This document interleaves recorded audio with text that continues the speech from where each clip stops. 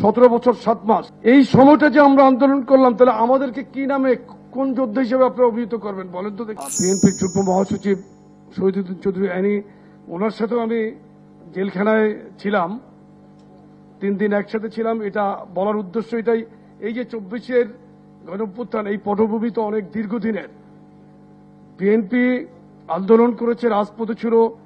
এখন যারা, আমি একটা ছোট্ট কথা বলতে চাই, আমাকে সাংবাদিকরা যখন জুলাই যোদ্ধা সম্পর্কে জিজ্ঞেস করে, আমি তখন তাদেরকে পাল্টা প্রশ্ন করেছিলাম যে আমরা যে ফ্যাসিস্ট বিরোধী আন্দোলন করলাম 15 বছর 7 মাস, শেখ হাসিনা বিরোধী আন্দোলন, এবং মঈনুদ্দিন ফখরুদ্দিন যে বাংলাদেশের যেই ধ্বংসের যে কারিগর, তাদের বিরুদ্ধে যে আন্দোলন করলাম, যারা আমাদের প্রিয় সাংগঠনিক অভিভাবক জনাব তারেক রহমানকে অত্যাচার করে, নির্যাতন করে, স্পাইনাল কর্ড ক্ষতিগ্রস্ত করলো, বাংলাদেশকে অকার্যকর করার চিন্তা করলো, ওই আমল থেকে শুরু করে 5ই আগস্ট পর্যন্ত 17 বছর 7 মাস এই সময়টা যে আমরা আন্দোলন করলাম, তাহলে আমাদেরকে কি নামে, কোন যোদ্ধা হিসেবে আপনারা অভিহিত করবেন বলেন তো দেখি।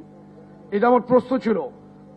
তো এখন কথা হলো যে এই যে জুলাইতে কিন্তু আমরা মাঠে ছিলাম, ছাত্র জনতার গণঅভ্যুত্থানে জাতীয়তাবাদী ছাত্র দলের যে ভূমিকা ছিল, পাশাপাশি যুবদল, প্রত্যেকটি ফ্রন্টে একদম মূল ফ্রন্টে কিন্তু আমরা ছিলাম রাস্তায়। আমি সর্বোচ্চ সাক্ষী।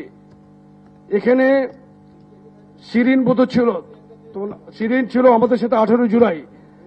শান্তিনগর, বেইলি রোড, কাকরাইল, মালিবাগ, মৌচাকে মুহুর্মুহু গুলি যখন হচ্ছে, তখন রাজপথে 24 আওয়ার্স আমরা ছিলাম। ওদিন ছিলাম ওই অঞ্চলে, এক দিন এক একটা জায়গায় আমরা মিছিল করতাম।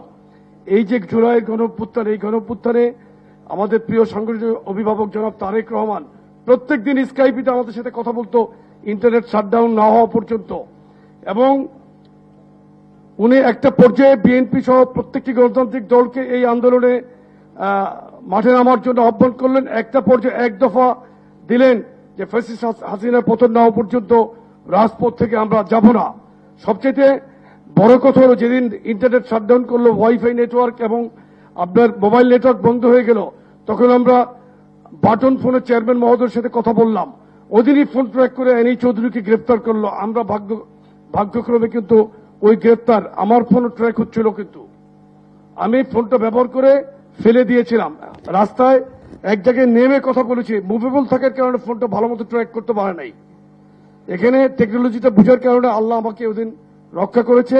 তাহলে অ্যারেস্টের তালিকায় আমরাও ছিলাম।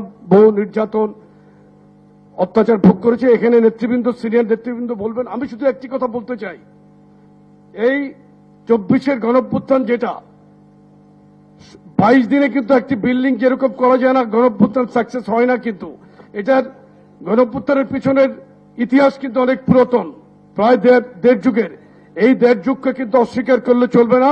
সুতরাং এইটার যে এই বইটা প্রকাশনার সাথে যে এই যে আমাদের বাবুল তালুকদার যে উদ্যোগ নিয়েছেন, এটা একদিন ইনশাল্লাহ বাংলাদেশে স্বাধীনতা যুদ্ধের দলিল, যেরকম মুক্তিযুদ্ধের দলিল আছে, এটা 24-এর দলিল হিসেবে কাজ করবে।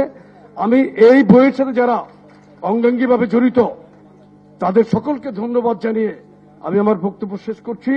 ইনশাল্লাহ 24-এর গণঅভ্যুত্থানের প্রত্যেকটি যোদ্ধা একসময় সম্মানিত হবে, এই আশাবাদ ব্যক্ত করে আমি